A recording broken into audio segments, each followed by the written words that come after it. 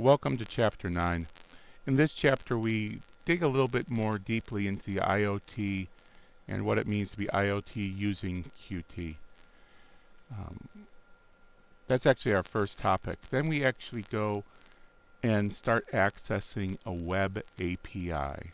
That's something your IoT device might want to do.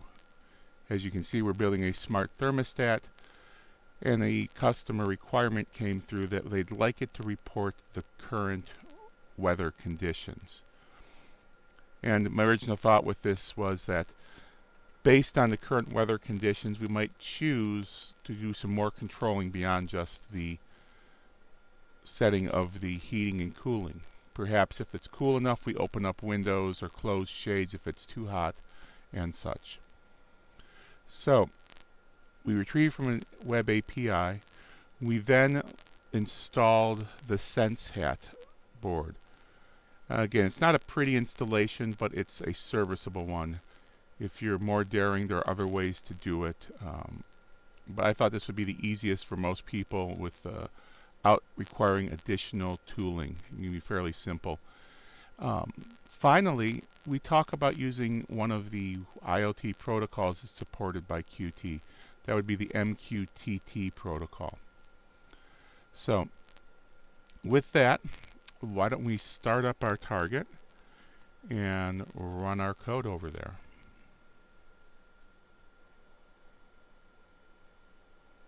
Just verifying I have the right location.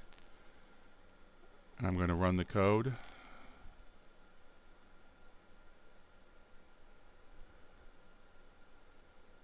And I will switch over to the webcam. I have a webcam pointed at my device.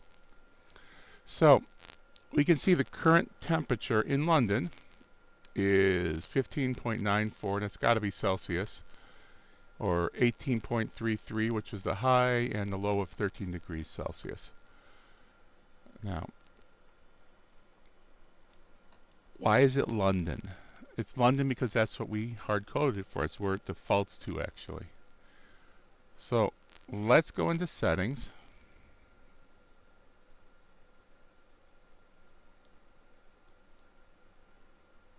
You may be wondering why I'm using the mouse instead of the web keyboard.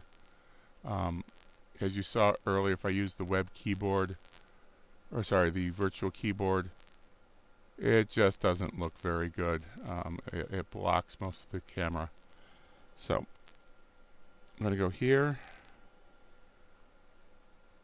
delete this, and let's find out what the temperature is in Buffalo, USA. Actually, it's Buffalo, New York, USA. But this happens to only know Buffalo, USA. So we're going to go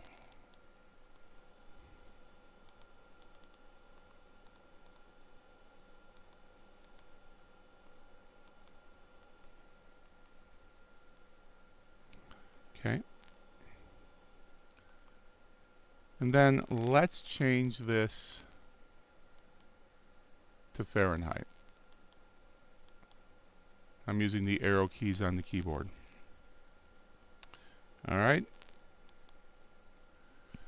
And it's going to take a few seconds for it to update. So let's go look at our history log.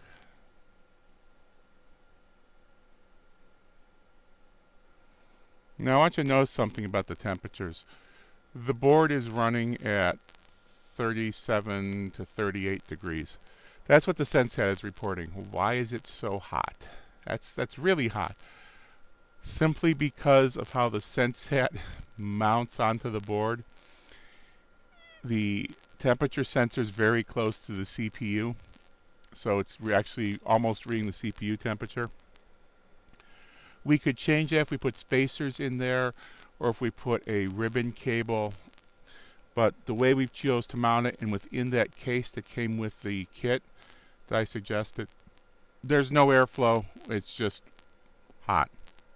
So we could actually take the board off, mount to a longer ribbon cable. There's actually breakout boards you can buy, so you could mount it that way. And the other thing you can buy is actually a fan. You can put there, you cut a little hole in the side of the case, put the little fan in there to let it run, which would blow air across it, which would help us not have this sort of falsely high temperature. All right, let's go back and look what the current data is.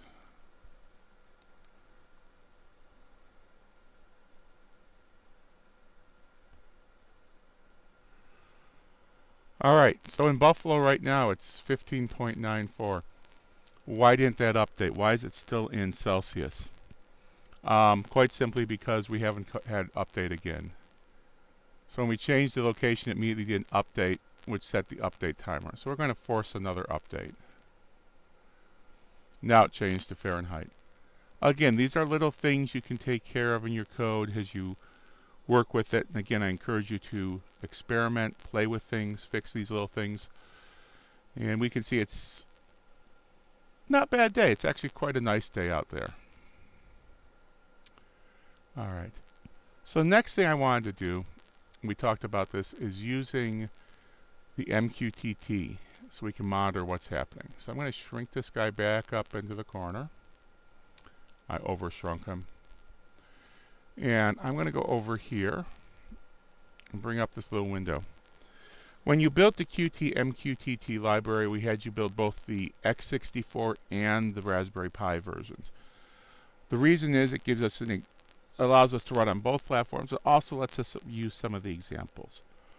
And we're actually going to use the simple client example. So here I am in the directory where I built stuff in. And in here, you'll see I have an executable. So let's run the executable.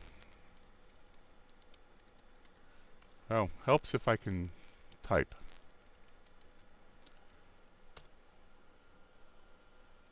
And there it is.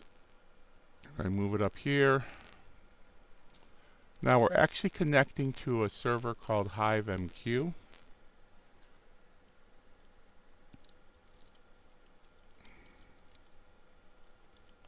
The port is 1833. And let's actually connect there. As I do that, you'll see my state changed from 1 to 2. It's basically connecting to connected. Now, before I can go any farther, I actually have to look at something on our device. As you remember, we put a new menu in here. But we need to actually use that menu.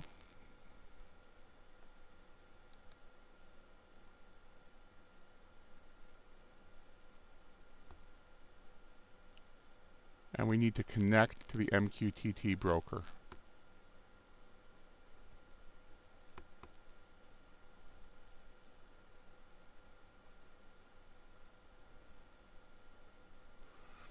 Now we talked about this before. Remember we said we get a strange number. So we're going to go down here and let me flip this over.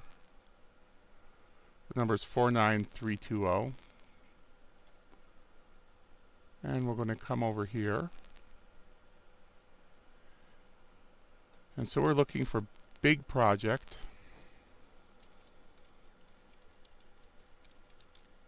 Dash 49320. 49320. Okay.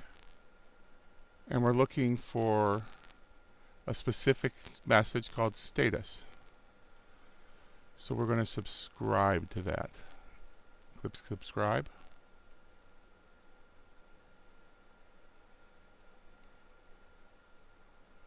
And we'll go back to this window. Let me expand it again. And we will click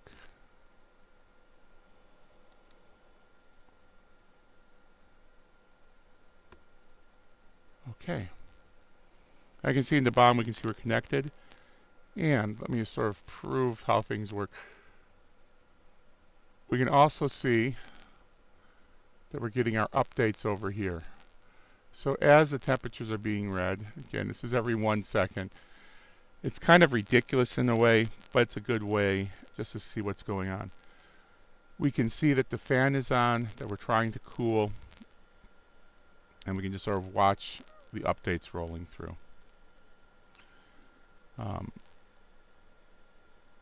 So with that, That concludes this video from Chapter 9, and I look forward to showing you a couple more things in the next video. Thank you.